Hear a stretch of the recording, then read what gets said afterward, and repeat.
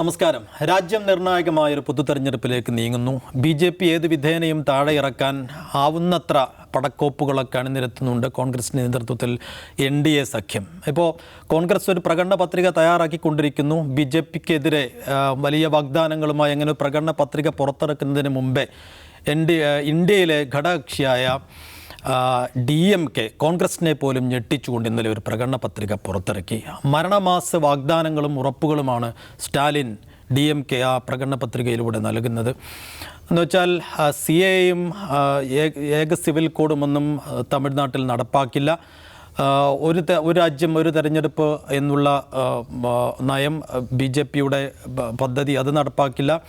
അപ്പോൾ നീറ്റ് പരീക്ഷ തമിഴ്നാട്ടിൽ നടപ്പാക്കില്ല. ആ രീതിയിൽ BJP അവരുടെ വർഗീയ താല്പര്യങ്ങളുടെ പുറത്ത് നടപ്പാക്കിയ പല നിലപാടുകളും നയങ്ങളുമൊക്കെ അതെല്ലാം പൂർണ്ണമായും റദ്ദാക്കുമെന്നുള്ള പ്രഖ്യാപനമാണ് അതിൽ വലുത്. ഒരു പ്രാദേശിക പാർട്ടിയായ DMKക്ക് ഇതൊക്കെ നടപ്പാക്കാൻ കഴിയുന്നതിനപ്പുറത്തേക്ക് BJPയെ കരണത്തടിക്കുക എന്നുള്ളത് തന്നെയാണ് പ്രകടന പത്രികയുടെ ലക്ഷ്യം. അങ്ങനെയാണ് അത് ശ്രദ്ധേയമാകുന്നത്. അപ്പോൾ നമ്മൾ ആദ്യം ആ പ്രകടന പത്രികയെക്കുറിച്ച് സംസാരിക്കുകയാണ്.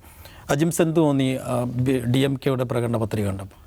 ഈ പ്രകടന പത്രികയ്ക്ക് ഇന്ത്യൻ രാഷ്ട്രീയത്തിൽ എന്ത് വിലയുണ്ടെന്ന് ചോദിച്ചിട്ടുണ്ടെങ്കിൽ അതിന് പ്രത്യേകിച്ച് വിലയൊന്നുമില്ല. കാരണം പ്രകടന പത്രികയിൽ പറയുന്ന കാര്യങ്ങൾ മുഴുവൻ പൂർത്തിയാക്കാറുണ്ടോ, അല്ലെങ്കിൽ പ്രകടന പത്രികയിൽ പറയുന്ന കാര്യങ്ങൾ മുഴുവൻ പൂർത്തിയാക്കണമോ എന്നുള്ള ക്വസ്റ്റ്യനൊക്കെ പിന്നീട് നമ്മൾ തെരഞ്ഞെടുപ്പ് കഴിഞ്ഞതിന് ശേഷം കേൾക്കുന്നതാണ്. അപ്പോൾ കേന്ദ്ര ആഭ്യന്തരമന്ത്രി അമിത്ഷാ 2019 ലോക്സഭാ തെരഞ്ഞെടുപ്പ് തൊട്ട് മുമ്പ് ABPക്ക് നൽകിയൊരു അഭിമുഖത്തിൽ അദ്ദേഹം പറയുന്നുണ്ട്, വോസ് എലക്ഷൻ ജുംല ഥ, അതൊക്കെ തെരഞ്ഞെടുപ്പ് ജുംലകളാണെന്നാണ് പറയുക. അപ്പോൾ അതൊന്നും അത്ര സീരിയസ് ആയിട്ട് എടുക്കാറില്ല. ഇപ്പോൾ PS ശ്രീധരൻപിള്ള BJP സംസ്ഥാന അധ്യക്ഷനായിരുന്നപ്പോൾ മാധ്യമങ്ങളോട് പറഞ്ഞതാണല്ലോ, തെരഞ്ഞെടുപ്പ് പ്രകടന പത്രിക പറഞ്ഞ കാര്യങ്ങൾ നടപ്പാക്കാറുണ്ടോ? കാരണം BJPയെ സംബന്ധിച്ച് അത് അത്ര വലിയ സീരിയസ് ആയിട്ടുള്ള കാര്യങ്ങളല്ല. അവർ പലതും പറയും. ഇപ്പോൾ ഉദാഹരണത്തിന് കാർഷികോൽപ്പന്നങ്ങളുടെ വില MSP അത് BJPയുടെ തെരഞ്ഞെടുപ്പ് പ്രകടന പത്രികയിലെ വാഗ്ദാനമായിരുന്നു 2014. അപ്പോൾ ആ വാഗ്ദാനം പാലിക്കണം എന്നാവശ്യപ്പെട്ടുകൊണ്ട് കർഷകർ സുപ്രീം കോടതി പോയപ്പോൾ അവർ കോടതിയിൽ അത് മാറ്റി പറഞ്ഞു. ഞങ്ങളങ്ങനെ പലതും പറഞ്ഞിട്ടുണ്ടാകും, പക്ഷേ മാർക്കറ്റിനെ ബാധിക്കും, അതുകൊണ്ട് നടപ്പാക്കാൻ പറ്റില്ല എന്നാണ് പറഞ്ഞത്. അപ്പോൾ പ്രകടന പത്രിക സീരിയസ് ആയിട്ട് രാഷ്ട്രീയ പാർട്ടികൾ എടുക്കാറുണ്ടോ എന്ന് ചോദിച്ചാൽ അറിയില്ല. ഇപ്പോൾ ഒന്നാം പിണറായി വിജയൻ സർക്കാർ അവരുടെ പ്രകടന പത്രികയിൽ പറഞ്ഞ കാര്യങ്ങൾ ഞങ്ങൾ ഇത്ര ശതമാനം നടപ്പാക്കിയെന്ന് പറഞ്ഞ് പ്രോഗ്രസ് റിപ്പോർട്ട് പുറത്തിറക്കായിരുന്നു. ഇപ്പോൾ ഈ സർക്കാരിൻ്റെ കാലത്ത് അങ്ങനെ പ്രോഗ്രസ് റിപ്പോർട്ടൊന്നും വരാത്തത്, പ്രോഗ്രസ് റിപ്പോർട്ടൊന്നും ഉണ്ടാവുന്നില്ല. പക്ഷേ ഒന്നാം പിണറായി വിജയൻ സർക്കാരിൻ്റെ കാലത്തുണ്ടായിരുന്നു, ഞങ്ങൾ അത് ചെയ്തു ഇത് ചെയ്തു എന്നൊക്കെ പറയാറുണ്ടായിരുന്നു. അതിൽ ആരോപണങ്ങളും അഭിപ്രായ വ്യത്യാസങ്ങളൊക്കെ ഉണ്ടാവും, എന്നാൽ പോലും ഒരു പ്രോഗ്രസ് റിപ്പോർട്ട് പുറത്തിറക്കുമായിരുന്നു. DMKയെ സംബന്ധിച്ച് DMK ഒരു സൈഫ് പറഞ്ഞൊരു പ്രാദേശിക കക്ഷിയാണ്. അവർ ഇന്ത്യ സഖ്യത്തിൻ്റെ ഭാഗമാണ്. അപ്പോൾ ഇന്ന് മാധ്യമപ്രവർത്തകർ ചോദിച്ചു സ്റ്റാലിനോട്, നിങ്ങൾ ഇതൊക്കെ സ്വന്തം നിലയ്ക്ക് പറയുന്നതാണ്, അതല്ല ഇന്ത്യ മുന്നണിയുടെ ഭാഗമായിട്ട് പറയുന്നതെന്ന് ചോദിച്ചപ്പോൾ ഞങ്ങൾ ഇന്ത്യ മുന്നണിയുടെ ഭാഗമാണ്, ഇന്ത്യ മുന്നണി അധികാരത്തിൽ വരും, അപ്പോൾ ഞങ്ങൾ ഇതൊക്കെ നടപ്പാക്കും എന്നാണ് പറയുന്നത്. അതൊരു ആത്മവിശ്വാസമാണ്. പക്ഷേ എനിക്കതിൽ ചില കാര്യങ്ങൾ തോന്നി. ഇപ്പോൾ ഇതുവരെ ആരും പറയാത്ത ചില കാര്യങ്ങൾ DMK മാനിഫെസ്റ്റോയിൽ പറയുന്നുണ്ട്. അതിൽ ഏറ്റവും പ്രധാനപ്പെട്ട കാര്യം ഈ രാജ്യത്തെ മുഴുവൻ ടോൾ പ്ലാസുകളും നാഷണൽ ഹൈവേകളിൽ ഒഴിവാക്കുന്നതാണ്. അത് പറയാൻ ചില്ലറ ധൈര്യം പോരാ. അതിൻ്റെ കാരണം എന്ന് വെച്ചാൽ, ഒന്ന്, ഇന്ത്യ മുന്നണിയുടെ ഭാഗമായ കോൺഗ്രസ്സാണ് ഈ ടോൾ പാതകൾ കൊണ്ടുവന്നത് തന്നെ. അന്ന് തന്നെ അതിനെതിരെ വലിയ തോതിലുള്ള വിമർശനങ്ങൾ ഉയർന്നത്. അതിൻ്റെ ഉയർന്ന പ്രധാനപ്പെട്ട കാര്യം, നാഷണൽ ഹൈവേ പണിയാൻ വേണ്ടി സംസ്ഥാനങ്ങളിൽ നിന്ന് പിരിക്കുന്ന റോഡ് ടാക്സിൻ്റെ ഒരു വിഹിതം കേന്ദ്രത്തിന് പോകുന്നുണ്ട്, അത് നാഷണൽ ഹൈവേ അതോറിറ്റിക്ക് പോകുന്നുണ്ട്. നമ്മൾ വണ്ടി വാങ്ങുമ്പോൾ അതിന് രജിസ്ട്രേഷൻ ടാക്സ് അടയ്ക്കുന്നതാണ്. റോഡ് ടാക്സ് ഉണ്ട്, വണ്ടി വാങ്ങുമ്പോഴുള്ള ടാക്സ് ഉണ്ട്, പലതരത്തിലുള്ള ടാക്സ്, ഫ്യൂവൽ ടാക്സ് ഉണ്ട്. അങ്ങനെ പല ടാക്സ് പിരിച്ചിട്ടും പിന്നെ എന്തിനാണ് ആ റോഡിലൂടെ പോകുന്ന വാഹനങ്ങൾക്ക് ടോൾ പിരിക്കുന്നതെന്ന ലോജിക്കലായിട്ടുള്ള ക്വസ്റ്റ്യനാണ്. ഇപ്പോൾ കേരളത്തിൽ തന്നെ ദേശീയപാത വികസനത്തിനെതിരായിട്ട് നടന്ന സമരങ്ങളുണ്ട്. ആ സമരങ്ങളുടെ ഒരു സൈദ്ധാന്തിക അടിത്തറ എന്ന് പറഞ്ഞാൽ ഇതായിരുന്നു, ടോൾ രഹിത പാതയ്ക്കെതിരെ, ടോൾ പാതകൾക്കെതിരായിട്ടുള്ള സമരം എന്നുള്ള രീതിയിലാണ് അതിന് വ്യാഖ്യാനിക്കപ്പെട്ടത്. കാരണം എന്തിനാണ് ടോൾ? ഒരു ഉദാഹരണത്തിന് തൃശ്ശൂർ മുതൽ എടപ്പള്ളി വരെയുള്ള ഹൈവേ ഉണ്ട്. നിലവിൽ 4 വരിപ്പാത, കേരളത്തിൽ ആദ്യത്തെ 4 വരിപ്പാതയാണത്. ആ ഹൈവേയിൽ ടോൾ ഉണ്ടായിരുന്നില്ല. പിന്നീട് പാലിയേക്കര ടോൾ വന്ന സമയത്ത് അതിനെതിരെ നടന്ന സമരം, കുമ്പളത്ത് ടോൾ വന്നു, അരൂരിനപ്പുറം തൊട്ടുപുറം കുമ്പളത്ത് ടോൾ വന്നു, അപ്പോൾ അതിനെതിരെ നടന്ന സമരം. അപ്പോൾ ടോൾ എന്ന് പറയുന്ന ആശയത്തിനെതിരായിട്ടുള്ള സമരമുണ്ട്. അപ്പോൾ ഇന്ത്യയിലെ മുഴുവൻ നാഷണൽ ഹൈവേകളിലും ടോൾ ഒഴിവാക്കുമെന്ന് പറഞ്ഞാൽ അതൊരു വലിയ പ്രഖ്യാപനമാണ്. കാരണം ജനങ്ങളെ ചൂഷണം ചെയ്യുന്ന ഒന്നാണ് ടോൾ പാതകൾ. അതുകൊണ്ട് തന്നെ അത് ഒരു വലിയ പ്രഖ്യാപനമാണ്. അത് ഇന്ത്യ മുന്നണിക്ക് സ്വീകരിക്കാൻ പറ്റുമോ, നടപ്പാക്കുമോ എന്നൊക്കെ നമുക്ക് കണ്ടറിയണം. പക്ഷേ എങ്കിൽ പോലും DMK പോലൊരു പാർട്ടി അത് പറയുന്നു എന്നുള്ളത് ജനങ്ങൾക്ക് അത്തരത്തിലൊരു പ്രതിഷേധമുണ്ട് എന്നവർ അക്നോളജ് ചെയ്യുന്നതിന് തുല്യമാണല്ലോ. മറ്റൊരു പ്രധാനപ്പെട്ട പ്രഖ്യാപനം എന്ന് പറയുന്നത് ഗവർണറുടെ അധികാരങ്ങൾ വെട്ടിച്ചുരുക്കും എന്നുള്ളതാണ്. കാരണം ഗവർണറെ കൊണ്ട് ഏറ്റവും കൂടുതൽ തൊന്തര പറ്റിയിട്ടുള്ളൊരു സംസ്ഥാനമാണ് തമിഴ്നാട്, നമുക്കറിയാം. ഇപ്പോൾ ഈ കഴിഞ്ഞ ദിവസം പോലും 2 ദിവസം മുമ്പാണ് അവർ സുപ്രീം കോടതി പോയത്. എന്തിനാണ്? ഒരു MLA-ക്കെതിരായിട്ടുള്ള അനധികൃത സ്വത്ത് സമ്പാദന കേസിൽ അദ്ദേഹത്തിനെതിരെയുള്ള കുറ്റം ചാർത്തിയ കീഴ്ക്കോടതി നടപടി സുപ്രീം കോടതി സ്റ്റേ ചെയ്തു, കൺവിക്ഷൻ സ്റ്റേ ചെയ്തു, അദ്ദേഹത്തിൻ്റെ ശിക്ഷാ നടപടി സ്റ്റേ ചെയ്തു. അങ്ങനെയാണെങ്കിൽ അദ്ദേഹത്തെ മന്ത്രിസ്ഥാനത്തേക്ക് കൊണ്ടുവരണം. പൊന്മുടി എന്നാണ് MLA-യുടെ പേര്.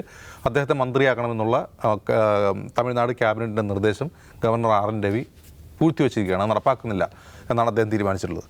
അപ്പോൾ അതിനെതിരെയാണ് കോടതി പോയിട്ടുള്ളത്. അപ്പോൾ കോടതി അത് ഉടൻ പരിഗണിക്കാനിരിക്കുകയാണ് ഇങ്ങനെയൊരു പ്രഖ്യാപനം വരുന്നത്. ഗവർണർമാരുടെ അധികാരം വെട്ടിക്കുറയ്ക്കും എന്ന് പറഞ്ഞാൽ അത് കുറേ കൂടി വിശദീകരിക്കുന്നുണ്ട് മാനിഫെസ്റ്റോയിൽ. സംസ്ഥാനങ്ങളുടെ ഫെഡറൽ സ്വാതന്ത്ര്യം അല്ലെങ്കിൽ ഫെഡറൽ അവകാശങ്ങൾ നിലനിർത്തും, ഗവർണർമാർ അത് തകർക്കുന്ന ഗവർണർമാരുടെ നടപടി അവരുടെ അമിതമായ അധികാരങ്ങളെ വെട്ടിക്കുറയ്ക്കുമെന്നാണ് പറയുന്നത്. അതും ഒരു വിപ്ലവകരമായ പ്രഖ്യാപനം തന്നെയാണ്. അങ്ങനെ ഒരുപാട് കാര്യങ്ങൾ. ഇപ്പോൾ CAA ഞങ്ങൾ അധികാരത്തിലെത്തിയാൽ ഇല്ലാതാക്കും എന്ന് പറയുന്നുണ്ട്. മിക്കവാറും ഇന്ത്യ മുന്നണിയുടെ കൂടി മാനിഫെസ്റ്റോയിൽ, അതായത് കോൺഗ്രസിൻ്റെ മാനിഫെസ്റ്റോയിൽ കൂടി വരാൻ പോകുന്നൊരു കാര്യമാണ്. തീർച്ചയായിട്ടും UCC പറയുന്നുണ്ട്. അങ്ങനെ ഒരുപക്ഷെ ഒരു ദേശീയ കാഴ്ചപ്പാടോടുകൂടി DMK സംസാരിക്കുകയാണ്. ദേശീയ കാഴ്ചപ്പാട്. അതിലെനിക്ക് ഏറ്റവും കൗതുകകരമായി തോന്നിയ കാര്യം, ഈ CAA പിൻവലിക്കുമെന്ന് പറയുന്നിടത്ത് തന്നെ പറയുന്നുണ്ട് തമിഴ്നാട്ടിൽ നിന്ന് എത്തിയിട്ടുള്ള ശ്രീലങ്കയിൽ നിന്ന് എത്തിയിട്ടുള്ള തമിഴ് വംശജർക്ക് പൗരത്വം നൽകുന്നുള്ളതാണ്. അത് ഈ CAA-ക്കെതിരായിട്ടുള്ള ഏറ്റവും വലിയൊരു രാഷ്ട്രീയ പ്രഖ്യാപനമാണ്. CAA-ക്കെതിരായിട്ടുള്ള രാഷ്ട്രീയ പ്രഖ്യാപനമാണ്. കാരണം CAA നടപ്പാക്കുന്നത് എന്തിന് എന്നുള്ളത് ക്വസ്റ്റിന് BJP നൽകുന്ന മറുപടി അയൽ രാജ്യങ്ങളിൽ മതപീഡനത്തിന് ഇരയാവുന്നവർക്ക് അഭയം കൊടുക്കുക, അവർക്ക് പൗരത്വം കൊടുക്കുക എന്നുള്ളതാണ് ഞങ്ങളുടെ ലക്ഷ്യമെന്നാണ്. ഇതേ അർത്ഥത്തിൽ തമിഴ്നാട്ടിലെ ശ്രീലങ്കയിലെ തമിഴ് വംശജർ എന്ന് പറയുന്ന ആരാണ്? അവർ എല്ലാ വിധത്തിലും വംശീയമായും മതപരമായും വിവേചനം നേരിടുകയും വംശഹത്യക്ക് വിധേയരാകുകയും ചെയ്ത മനുഷ്യരാണ്. ഒരുപക്ഷെ ഇന്ത്യയുടെ അയൽ രാജ്യങ്ങളിൽ വംശഹത്യക്ക് വിധേയരായിട്ടുള്ള രണ്ട് വിഭാഗങ്ങളാണുള്ളത്. ഒന്ന് മ്യാൻമറിലുള്ള രോഹിംഗ്യകളും, മറ്റൊന്ന് ശ്രീലങ്കയിൽ തമിഴ്. അവിടെ ശ്രീലങ്കയിലെ തമിഴ് വംശജർ, ആ തമിഴ് വംശജരിൽ ഹിന്ദുക്കളുമുണ്ട് മുസ്ലിങ്ങളുമുണ്ട്. ആ തമിഴ് വംശജർ അവിടുത്തെ ബുദ്ധിസ്റ്റുകളായുള്ള സിംഹള ഭൂരിപക്ഷം ആളുകളിൽ നിന്ന് നേരിട്ടിട്ടുള്ള വിവേചനം മാത്രമല്ല, വംശഹത്യയോളം പോകുന്ന LTT അടിച്ചമർത്താൻ എന്ന പേരിൽ മഹീന്ദ രാജപക്സെയുടെ കാലത്ത് നടന്ന ആ വംശഹത്യ എന്ന് വിളിക്കാറ്. കാരണം അതിന് UN മനുഷ്യാവകാശ കമ്മീഷൻ വിശേഷിപ്പിച്ചത് തന്നെ വംശഹത്യ എന്ന് തന്നെയാണ്. അപ്പോൾ വംശഹത്യക്ക് വിധേയരായിട്ടുള്ള ആളുകൾക്ക് പൗരത്വം കൊടുക്കില്ല. പകരം അഫ്ഗാനിസ്ഥാൻ, പാകിസ്ഥാൻ, ബംഗ്ലാദേശ് എന്നൊക്കെ പറയുമ്പോൾ അതിലുള്ള വിഭജന ആശയം DMK തിരിച്ചറിയുകയും CAA-ക്കെതിരെ ഏറ്റവും മികച്ച ഒരു രാഷ്ട്രീയ മുദ്രാവാക്യമായി ശ്രീലങ്കയിലെ തമിഴ് വംശജർക്ക് പൗരത്വം കൊടുക്കുന്നുള്ളൊരു ആശയം മുന്നോട്ട് വയ്ക്കുകയാണ് ചെയ്യുന്നത്. ആ അർത്ഥത്തിൽ ആശയപരമായി അത് നടപ്പാവുമോ പ്രാക്ടിക്കലാവുമോ എന്നുള്ളത് വേറെ കാര്യം. ആശയപരമായി BJP-ക്കെതിരെ ഉയർത്താവുന്ന ഏറ്റവും നല്ലൊരു തെരഞ്ഞെടുപ്പ് അജണ്ടയും മുദ്രാവാക്യവുമായി ഈ മാനിഫെസ്റ്റോ മാറുന്നുണ്ട്. നിഷാദ്, ഈ മാനിഫെസ്റ്റോയിലൂടെ വലിയ രാഷ്ട്രീയവും BJP വിരുദ്ധതയുമൊക്കെ പറയുകയാണ് DMK. അപ്പോൾ ഇത് കോൺഗ്രസുമായി ഒരു കൺസൾട്ടേഷൻ നടന്നു കാണും എന്ന് തോന്നുന്നുണ്ടോ? അതോ അവരുടെ സ്വന്തം നിലയ്ക്കൊരു ഇപ്പോൾ ഇത് അധികാരത്തിൽ വന്നു കഴിഞ്ഞാൽ ഇതെല്ലാം നടപ്പാക്കുകയില്ലയോ എന്നുള്ള ഒരു ചോദ്യം വരുമല്ലോ. ഒന്നാമത് ഇത് ഇന്ത്യ സഖ്യത്തിൻ്റെ ആകെ തെരഞ്ഞെടുപ്പ് പ്രകടന പത്രികയല്ല, DMK-യുടേതാണ്. DMK മുന്നോട്ട് വെക്കുന്ന രാഷ്ട്രീയ ആശയത്തെ പ്രതിഫലിപ്പിക്കുന്നതാണ്. നോക്കൂ സൈഫു, ഇത് ഇന്നത്തെ ഇന്ത്യൻ പ്രതിപക്ഷ ചേരിയിൽ നിന്ന് മതനിരപേക്ഷ ഇന്ത്യ പ്രതീക്ഷിക്കുന്ന ഒരു പൊളിറ്റിക്കൽ പൊസിഷൻ ഇതിനകത്തുണ്ട് എന്നതാണ്. അപ്പോൾ അത് ഇന്ത്യ സഖ്യത്തിൻ്റെ ആകെ തന്നെ തെരഞ്ഞെടുപ്പ് പ്രകടന പത്രികയായി വരുമോ എന്ന് നമുക്ക് ഉറപ്പില്ല. ഇതിൽ പറയുന്ന കാര്യങ്ങൾ കോൺഗ്രസ് തന്നെയും ഏറ്റെടുക്കുമോ എന്ന് നമുക്ക് ഉറപ്പില്ല. ഇപ്പോൾ CAA-യുടെ കാര്യത്തിൽ എന്താണ് നിങ്ങളുടെ പൊസിഷൻ ചോദിക്കുമ്പോൾ മല്ലികാർജ്ജുൻ ഖാർഗെ അദ്ദേഹത്തിൻ്റെ വാർത്താ സമ്മേളനത്തിൽ നിന്ന് എഴുന്നേൽക്കുകയാണ്. എന്താണ് CAA-യുടെ നിലപാട്, നിങ്ങൾ പിൻവലിക്കുമെന്ന് ചോദിക്കുമ്പോൾ ഇല്ല, രാത്രി ആലോചിച്ച് പറയാമെന്നാണ്. ഇപ്പോഴും ഒരു നാഷണൽ ചിത്രം എടുക്കുകയാണെങ്കിൽ അതിനകത്ത് ഇപ്പോഴും കോൺഗ്രസ് CAA-ക്കെതിരെ വളരെ ഷാർപ്പായിട്ട് സംസാരിക്കുന്നില്ല. അപ്പോൾ അവരവരുടെ പ്രകടന പത്രികയിൽ എന്താണ് പറയാൻ പോകുന്നത് എന്ന് കാത്തിരുന്ന് കാണണം. DMK ഇതിനെ ഇന്നത്തെ ഇന്ത്യ അഭിമുഖീകരിക്കുന്ന എല്ലാ പ്രശ്നങ്ങളെയും വളരെ കൃത്യമായി മാർക്ക് ചെയ്ത് അഡ്രസ്സ് ചെയ്യുന്നുണ്ട്. ഇന്ത്യ നേരിടുന്ന ഒന്നാമത്തെ പ്രശ്നം വർഗീയതയാണ്, വിഭജനമാണ്. അതിനെ അവർ അഡ്രസ്സ് ചെയ്യുന്നുണ്ട്. എങ്ങനെയാണ്? ഞങ്ങൾ വന്നാൽ CAA എന്ന് പറഞ്ഞ ഏർപ്പാടുണ്ടാവില്ല. ആളുകളെ വർഗീയമായി വിഭജിക്കുന്ന പൗരത്വ നിയമ ഭേദഗതി ഞങ്ങൾ എടുത്തു കളയും. ഞങ്ങൾ വന്നാൽ UCC ഉണ്ടാവില്ല. കാരണം എന്താണ്? UCC ആളുകളെ വിഭജിക്കാനുള്ള തരത്തിൽ ഡ്രാഫ്റ്റ് ചെയ്യാനുള്ള പ്ലാനാണ്. അല്ലാതെ ഇത് ഒന്നാമത്തേത്. രണ്ടെന്താണ്? വൈവിധ്യങ്ങളെ പ്രത്യേകമായി അംഗീകരിച്ചിട്ടുള്ള ഭരണഘടനയുള്ള ഈ നാട്ടിൽ വൈവിധ്യങ്ങളെ തച്ചുടയ്ക്കുന്ന എല്ലാം ഒരു ചരടിൽ കോർക്കണമെന്ന് പറഞ്ഞ ഏർപ്പാട് നടക്കില്ല എന്ന് പറയണവർ. അപ്പോൾ വൈവിധ്യം എന്ന് പറയുന്ന ആശയത്തിന് ഇന്ത്യയിൽ എന്തുമാത്രം പ്രാധാന്യമുണ്ട് എന്നതിനെ അവരവരുടെ പ്രകടന പത്രികയിൽ അഡ്രസ്സ് ചെയ്യുന്നു. വർഗീയത ഇന്ത്യക്ക് എന്തുമാത്രം വലിയ തൊല്ലയാണ് എന്ന കാര്യം അവർ അഡ്രസ്സ് ചെയ്യുന്നുണ്ട്. രണ്ടാമത്തത് ഫെഡറലിസം. നേരത്തെ അജിംസ് പറഞ്ഞ പോലെ ഗവർണർമാരുടെ അധികാരം വെട്ടിക്കുറയ്ക്കുന്ന ബില്ല് ഞങ്ങൾ കൊണ്ടുവരും. അതത് സംസ്ഥാനങ്ങളിലെ മുഖ്യമന്ത്രിമാരുമായിട്ട് കൺസൾട്ട് ചെയ്തിട്ടുണ്ടെങ്കിൽ ഗവർണർമാരെ നിശ്ചയിച്ചാൽ മതി എന്ന ഭേദഗതി കൊണ്ടുവരും. എന്നുവെച്ചാൽ ഇന്ത്യൻ ഫെഡറലിസത്തിന് മേൽ ഗവർണർമാരുടെ അധികാര പദവി ഉപയോഗിച്ച് എന്തെല്ലാം വലിയ അത്യാഹിതങ്ങൾ നടപ്പിലാക്കിക്കൊണ്ടിരിക്കുന്നുണ്ട്, അതിനി വേണ്ട എന്ന് പറയാണ്. അപ്പോൾ ഫെഡറലിസം എന്ന് പറയുന്ന ആശയം, ഭരണഘടന എന്ന് പറയുന്ന ആശയം, വൈവിധ്യം എന്ന് പറയുന്ന ആശയത്തെ അവർ ഏറ്റെടുക്കുന്നുണ്ട്. അതുമാത്രമല്ല, ഞങ്ങൾ അധികാരത്തിൽ വന്നാൽ 75 രൂപയ്ക്ക് പെട്രോൾ കൊടുക്കും, 65 രൂപയ്ക്ക് ഡീസൽ കൊടുക്കും. എന്ന് വെച്ചാൽ ഇന്ത്യയിലെ വിലക്കയറ്റം സാധാരണക്കാരായ മനുഷ്യരുടെ ജീവസന്ധാരണ പ്രശ്നങ്ങളെ ഏറ്റെടുക്കുന്നുണ്ട്, ഭരണഘടനാ മൂല്യങ്ങളെ ഏറ്റെടുക്കുന്നുണ്ട്, അവർ വർഗീയത എന്ന് പറയുന്ന പ്രശ്നത്തെ അവർ കൈകാര്യം ചെയ്യുന്നുണ്ട്. ഫെഡറലിസത്തിന് മേൽ മോദി സർക്കാർ എന്തൊക്കെയാണോ ചെയ്യുന്നതിനൊക്കെ അവർ ഏറ്റെടുക്കുകയും അതിനെ മുന്നോട്ട് വെച്ചുകൊണ്ട് സംസാരിക്കാൻ അവർ തയ്യാറാവുകയും ചെയ്യുന്നു. ഞാൻ വിചാരിക്കുന്നു സൈഫു, ഇന്ത്യ സഖ്യത്തിനകത്ത് ഈ എല്ലാ കാര്യങ്ങളും ഒരേ സ്ഥൈര്യത്തോടെ പറയാൻ കഴിയുന്ന വേറെ ഏതെങ്കിലും ഒരു പാർട്ടി ഉണ്ടാകുമോ എന്ന് സംശയമാണ്. കോൺഗ്രസിനെ സംബന്ധിച്ച് പോലും കോൺഗ്രസിന് ഇപ്പം ഞങ്ങൾ വന്നാൽ ഏക സിവിൽ കോഡ് ഞങ്ങൾ നടപ്പിലാക്കില്ല എന്ന് പറയാൻ കോൺഗ്രസിന് പരിമിതി ഉണ്ടാവും. കോൺഗ്രസിനെ ഒറ്റയടിക്ക് കുറ്റം പറയല്ല, കോൺഗ്രസിനെ സംബന്ധിച്ച് അവർക്ക് പരിമിതി ഉണ്ടാവും. ഞങ്ങൾ വന്നാൽ ഞങ്ങൾ ഈ പൗരത്വ നിയമ ഭേദഗതി 4 രാജ്യങ്ങളിൽ നിന്ന് മതപീഡനം അനുഭവിച്ചു വരുന്നവർക്ക് കൊടുക്കാനുള്ളത് പൗരത്വം ഞങ്ങൾ വന്നാൽ കുറച്ചൊരു വിശാലാർത്ഥത്തിലായിരിക്കും നടപ്പിലാക്കുക എന്നായിരിക്കും അവർ പറയാൻ പോകുന്നുണ്ടാവുക. ഇതിനെ സ്ക്രാപ്പ് ചെയ്യുമോ അറിയില്ല, ചിലപ്പോൾ പറഞ്ഞേക്കും കോൺഗ്രസ്. ഞാൻ പറഞ്ഞത് ഇപ്പോഴത്തെ ഒരു സാഹചര്യത്തിൽ മോദി സർക്കാർ സെറ്റ് ചെയ്യുന്ന അജണ്ടയോട് വളരെ ഷാർപ്പായിട്ട് പ്രതികരിക്കാനുള്ള ശേഷി കോൺഗ്രസിനില്ല. കോൺഗ്രസ് കഴിയാത്ത വിധം കുടുക്കിലാണുള്ളത്. പക്ഷേ അത് ഇവർ പറയാണ്. ഇന്ത്യ സഖ്യത്തിനകത്ത് ഇതിങ്ങനെ പറയാൻ കഴിയുന്ന ഒരു പാർട്ടി ഉണ്ടെന്ന് ചോദിച്ചാൽ അത് സ്റ്റാലിൻ്റെ DMK ആയിരിക്കും. അപ്പോൾ അവരെ സംബന്ധിച്ച് നമ്മൾ എന്തൊക്കെയാണോ ഇപ്പോഴത്തെ സാഹചര്യത്തിൽ നേരിടുന്ന സഫർ ചെയ്യുന്ന പ്രശ്നങ്ങൾ എന്തൊക്കെയാണോ അതിനെ ആ നിലയ്ക്ക് അഡ്രസ്സ് ചെയ്യുന്നുണ്ടെന്നാണ്. ഇപ്പോൾ തമിഴ്നാടിൻ്റെ ഒരു പ്രത്യേക രാഷ്ട്രീയ സാഹചര്യം കൂടിയാണ്. തമിഴ്നാട് ഏതെങ്കിലും നിലയ്ക്ക് ഈ പറയുന്ന ഹിന്ദുത്വത്തോട് നമുക്ക് അവിടെ BJP വലിയ പരിശ്രമം നടത്തിക്കൊണ്ടിരിക്കുകയാണ്. അണ്ണാമലയുടെ നേതൃത്വത്തിൽ അവിടെ സീറ്റ് വർദ്ധിപ്പിക്കാൻ അല്ലെങ്കിൽ വലിയ സാന്നിധ്യമാകാനുള്ള വലിയ പ്രോജക്റ്റ് എടുത്തുകൊണ്ടിരിക്കുകയാണ്. മോദി അവിടെ വരുന്നുണ്ട്. മോദി കഴിഞ്ഞ ദിവസം അവിടെ വന്ന് വൻതോതിലുള്ള വർഗീയത പ്രസംഗിച്ചു. എന്ന് വെച്ചാൽ എന്താണ്, DMKയും കോൺഗ്രസും ഹിന്ദു വിരുദ്ധരാണ്, ഹിന്ദുക്കളുടെ ആശയങ്ങൾക്കെതിരെയും ഹിന്ദുക്കളുടെ വിശ്വാസത്തിനെതിരെയും നിരന്തരമായിട്ട് അതിനെ തകർക്കാൻ ശ്രമം നടത്തുകയാണ്.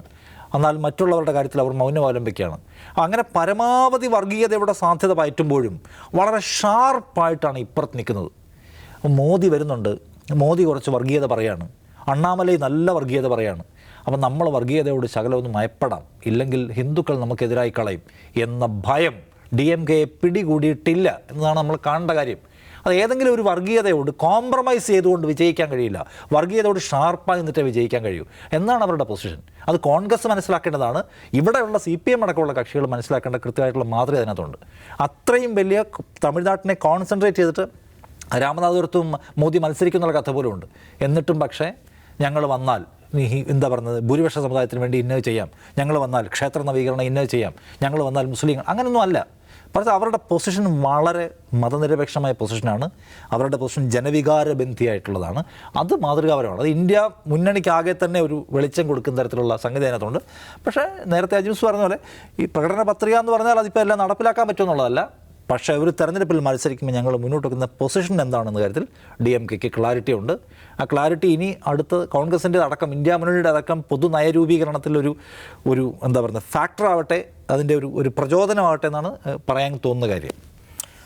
പറഞ്ഞതുപോലെ രാജ്യം നേരിടുന്ന എല്ലാ പ്രശ്നങ്ങളെയും അഡ്രസ്സ് ചെയ്യുന്നുണ്ട് DMKയുടെ പ്രകടന പത്രിക. മാതൃകാപരമാണ്. ആ നിലക്ക് കോൺഗ്രസ് ഒരു പ്രകടന പത്രിക പുറത്തുവിടാൻ ഒരുങ്ങുമ്പോൾ എത്ര കണ്ട് ഇതിലെ വിഷയങ്ങൾ കോൺഗ്രസ് ഏറ്റെടുക്കുമെന്ന് കണ്ടറിയുക തന്നെ വേണം.